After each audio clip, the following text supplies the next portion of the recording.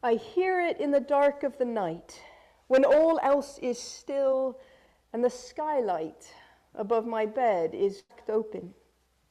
It's the sound of the wash of waves on the beach, coming and going, going and coming, ebbing and flowing, dying and rising again.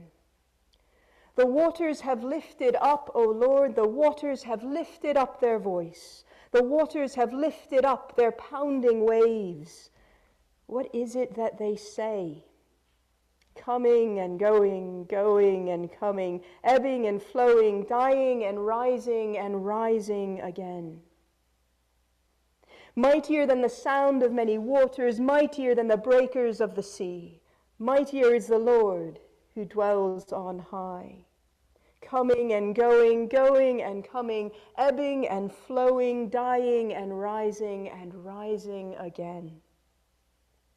On the night before he died at supper with his friends, the gospel writer tells us that Jesus knew that he had come from God and that he was going to God.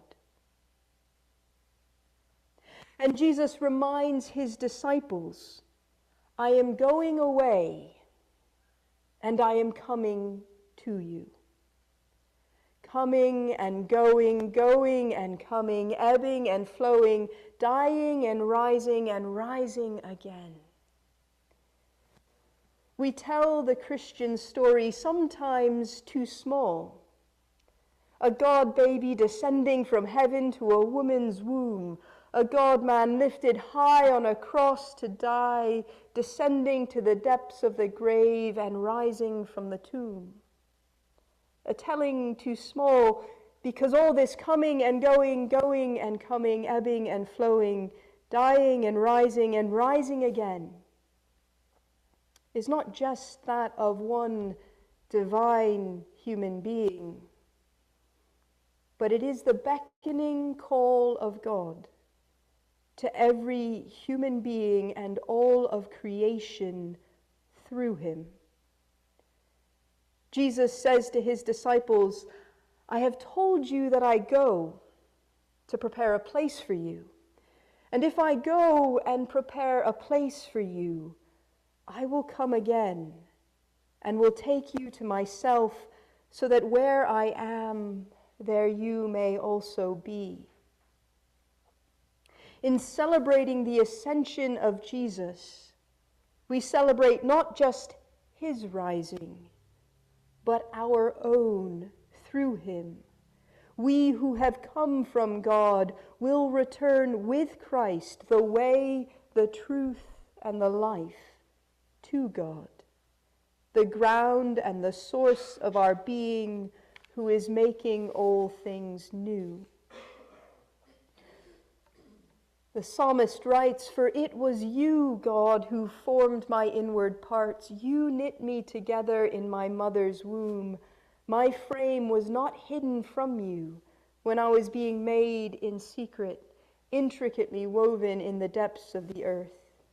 Your eyes beheld my unformed substance. In your book were written all the days that were formed for me, when none of them as yet existed. You were named and known before the foundations of the world were laid. Coming and going, going and coming, ebbing and flowing, dying and rising again. I hear in the dark of the night, when all else is still and the skylight above my bed is cracked open, it's the sound of the wash of waves on the beach, and this is what they say to me. Maya Angelou, one of America's most beloved poets and prophets, talks about our rising in different words, like this. As an introduction to the poem that you have received as you came in, she says, everyone in the world has gone to bed one night or another, with fear or pain or loss or disappointment. And yet each one of us has awakened, arisen, somehow made our ablutions, seen other human beings and said, "Morning, how are you?" "Fine, thanks, and you?" It's amazing. Wherever that abides in any human being, she says, there is the nobleness of the human spirit. Despite it all, black and white, Asian, Spanish, Native American, pretty, plain, thin, fat, vowed or celibate, we rise. And then she reads the poem you have.